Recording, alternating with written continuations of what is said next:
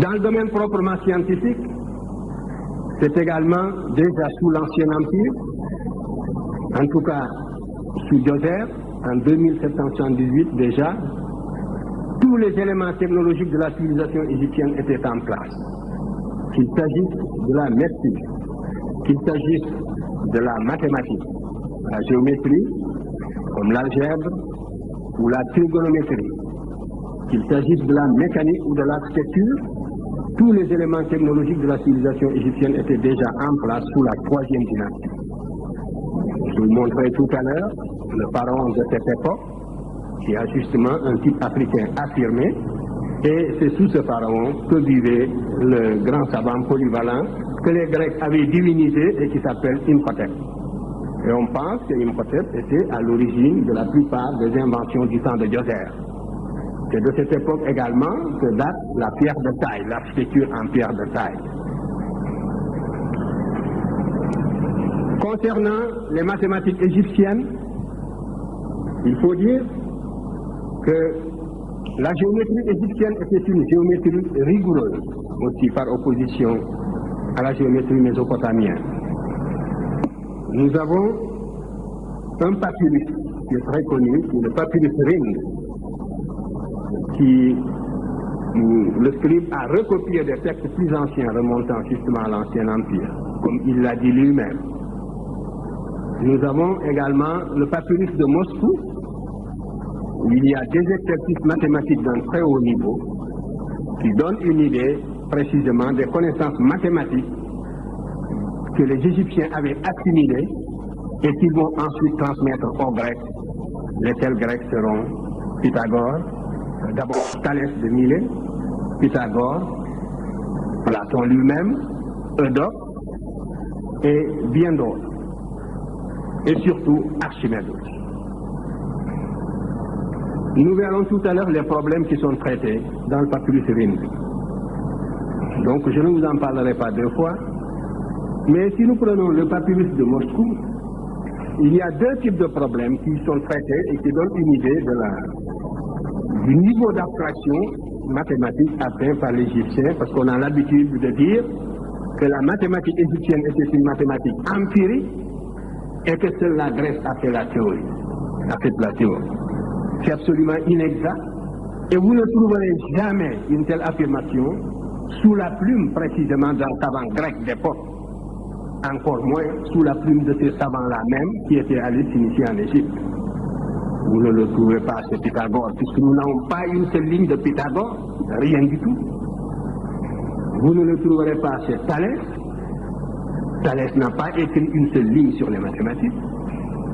On lui a attribué un théorème très discutable, nous le verrons tout à l'heure. Thalès a écrit tout au plus une lettre discutable à Périciple, et dans laquelle il disait à Périciple, si toutefois cette lettre est authentique, qu'il n'aimait pas écrire. Donc, la deuxième phase au cours de laquelle la civilisation égyptienne a transmis les valeurs de la civilisation à la Grèce correspond à la phase pendant laquelle l'Afrique, de nouveau, a transmis les valeurs de sa civilisation à la Méditerranée septentrionale. Ensuite, nous entrons dans la période historique. L'Égypte développe une civilisation dont elle transmet les valeurs à la Grèce, qui à son tour les transmet à l'Occident. Un mot seulement sur les savants qui ont été en Égypte pour s'initier. Le premier en date, c'est bien sûr Thalès. Au VIe siècle avant Jésus-Christ, Thalès est allé en Égypte. Lorsqu'on parle de Thalès qui fait des arpentages, n'est-ce pas, et des mesures devant la grande pyramide, c'est vraiment une idée grotesque. Il faut ignorer presque tout de la civilisation égyptienne pour pouvoir soutenir des légendes de ce genre. Mais ce qui est sûr, c'est que Thalès est allé en Égypte et qu'il s'est initié, n'est-ce pas, à la science égyptienne. Et à cette époque-là, la Grèce était à l'état fruste. Il ne faut pas l'oublier. La science égyptienne est née, justement, sous la protection de l'État. Elle s'est développée au service de l'État parce qu'elle était indispensable pour la maîtrise de la nature dans la vallée du Nil. Donc la science était une tradition africaine, égyptienne. Par contre, toute la tradition grecque s'opposait à l'innovation, il ne faut pas l'oublier. Pythagore, Socrate est mort en buvant la Sibie, et vous savez qu'on l'avait soupçonné tout simplement de s'écarter de la morale de la cité et d'adopter donc des idées universalistes qui risquaient de saper les bases institutionnelles de la cité grecque.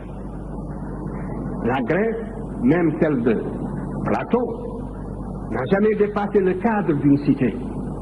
L'Égypte avait créé, l'Afrique avait créé pour la première fois un État-territoire groupant plusieurs cités, avec des institutions particulières, avec une toute autre philosophie politique, qui s'oppose point par point à l'individualisme septentrional hérité de cette eurasiatique.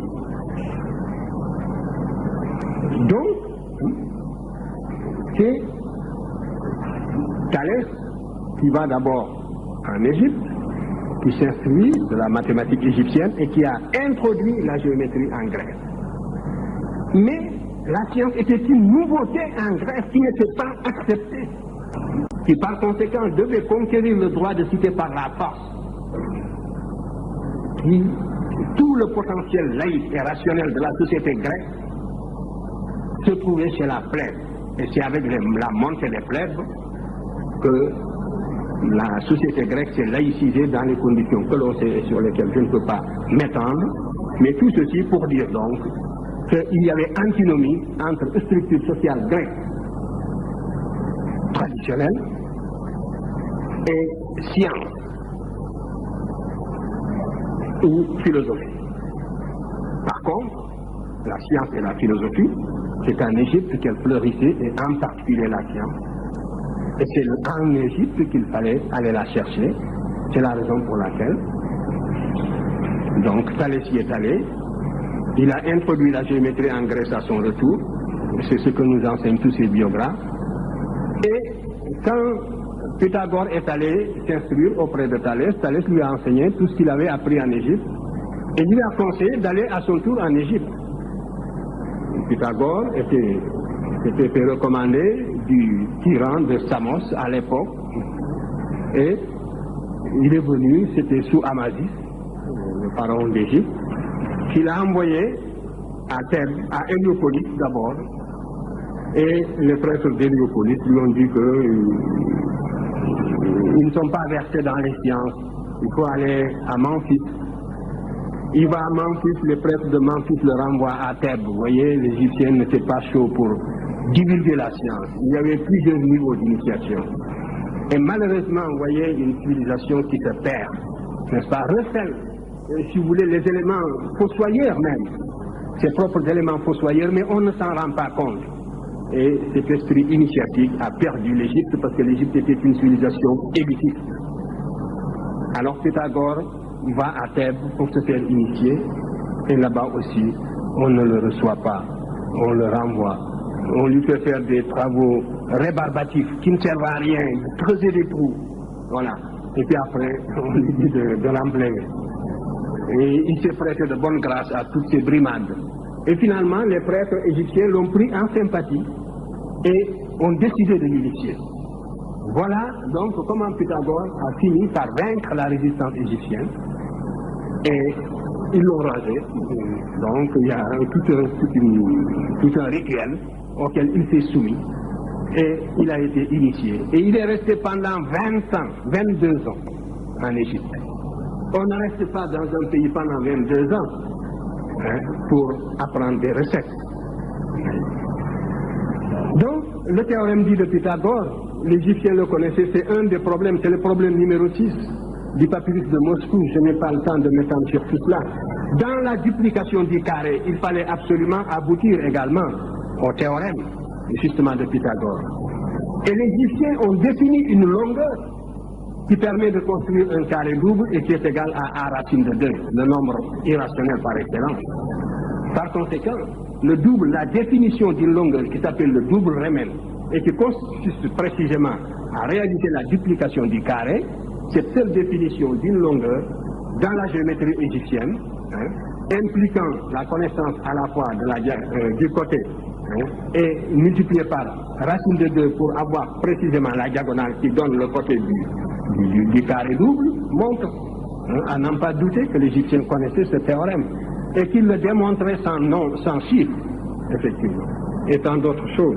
Et par voie de conséquence aussi, les nombres irrationnels que l'on a attribués à Pythagore. Ainsi donc, c'est comme ça que Pythagore est resté si longtemps en Égypte pour s'instruire.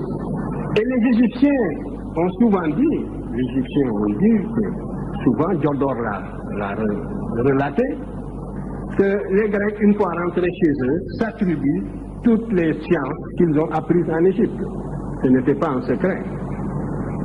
Mais parmi tous les Grecs qu'ils ont initiés, c'est Pythagore qu'ils aimaient le plus parce que c'est Pythagore qui avait gardé dans son enseignement l'aspect symbolique de l'enseignement égyptien. Les Égyptiens étaient extrêmement symboliques dans la transmission de leur science et Pythagore avait gardé cet aspect. Nous avons retrouvé les signes pré-algébriques qu'utilisait Pythagore, et en tout cas les pythagoriciens, que Pythagore n'a pas écrit, ses écrits n'ont pas survécu. Mais les pythagoriciens de Khoton, n'est-ce pas, on a retrouvé les signes pré-algébriques qu'ils utilisaient et qui sont des signes hiéroglyphiques égyptiens qui montrent à n'en pas douter également, n'est-ce pas, l'influence de l'Égypte sur la science grecque. Alors, tout cela, de la même façon, montre que la Grèce est allée s'initier en Égypte. Et mieux, même les savants qui n'avaient pas fait le voyage, souvent l'inventaient.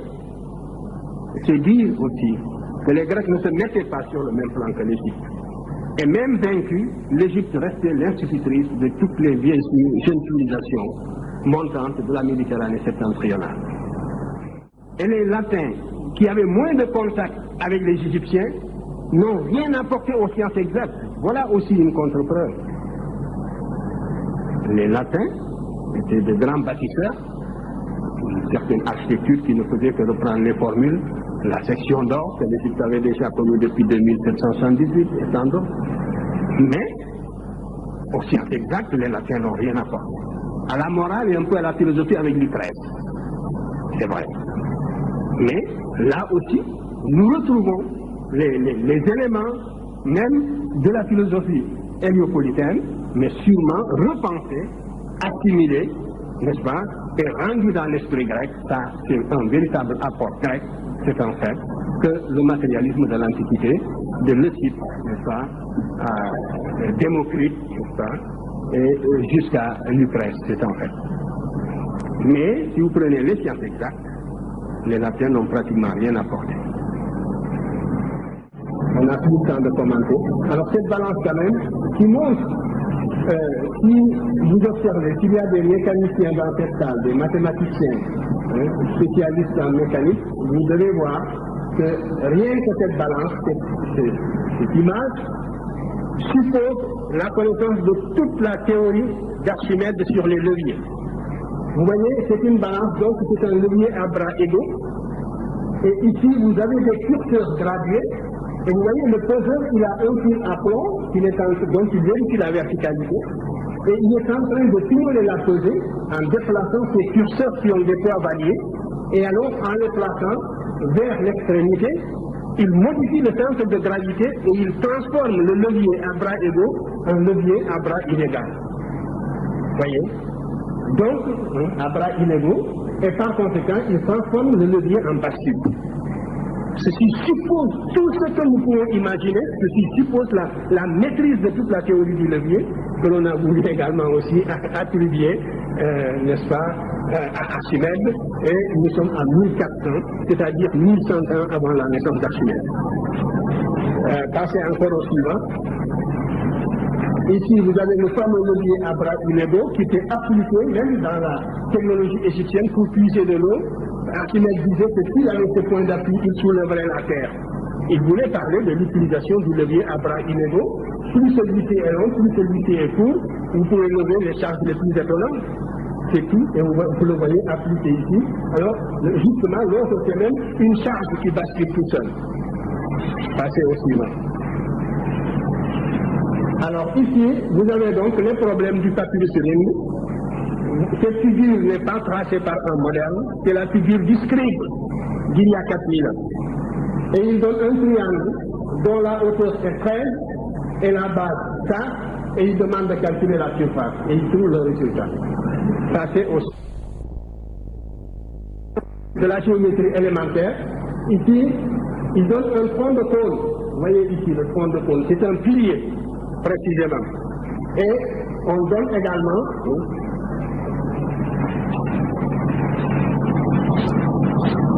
alors la hauteur est égale à 100 et toute la base, donc le sinus est égal à 100, c'est un problème de trigonométrie. Et le cosinus est égal à 15.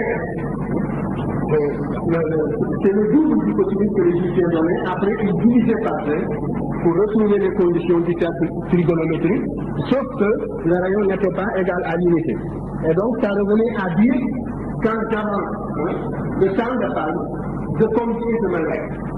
Et donc, il demandait à calculer la pente, c'est-à-dire la tangente, et il donne exactement la formule de la tangente, la cotangente. Tantôt, on te donne le sinus et la tangente, on te donne toujours 2 lignes trigonométriques pour te demander de trouver la troisième. Voici ce problème, cette figure, elle est du scribe, elle n'est pas des modernes. Et vous voyez le fond de compte qui est donné ici. Ça, c'est au suivant. Donc, lorsqu'on nous dit que les Égyptiens, ça c'est justement le papyrus en hiérarchie, le papyrus de Moscou, c'est le problème numéro 14, celui qui traite précisément du volume d'un tronc de pyramide. On donne la base, le côté du carré du sommet, la hauteur, et on demande de trouver le volume. Et c'est là que le scribe a trouvé la fameuse formule dont je vous ai parlé tout à l'heure. A sur 3 est égal à A2 plus B2 plus le produit de A par B. Eh bien, c'est impossible d'accéder à une formule analytique de ce genre par des voies empiriques. Ça, c'est encore un second problème. Ça, c'est justement le problème en hiérarchie qui est transcrit en hiéroglyphe. Donc, c'est toujours comme ça qu'on fait. Et qui traite du problème donc de la volume d'une demi-sphère. Ceci est une demi-sphère et on demande aussi sa surface. Et le scribe trouve exactement la valeur requise en fonction des données qui montre donc, comme je vous le disais,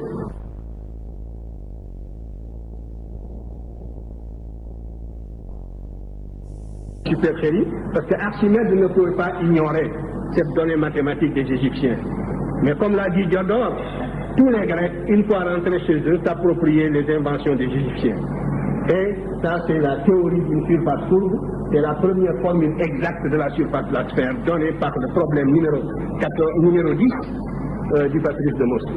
Ça, c'est au suivant. Donc, vous voyez, ce sont des faits scientifiques palpables. Ce n'est pas le fruit d'une imagination. Ici, nous avons aussi cette ellipse. Donc il s'agissait de calculer la surface que les Égyptiens ont trouvée avec une approximation de près de 1/700. Donc là aussi nous voyons effectivement que même les coniques, les Égyptiens les ont abordés et c'est sur les murs de Luxor. Et c'est la même courbe qui a été reproduite ici pour essayer de retrouver la méthode par laquelle ils avaient calculé la surface de l'ellipse. Par conséquent, même Apollonius de Perse aurait des comptes à rendre. Passé suivant la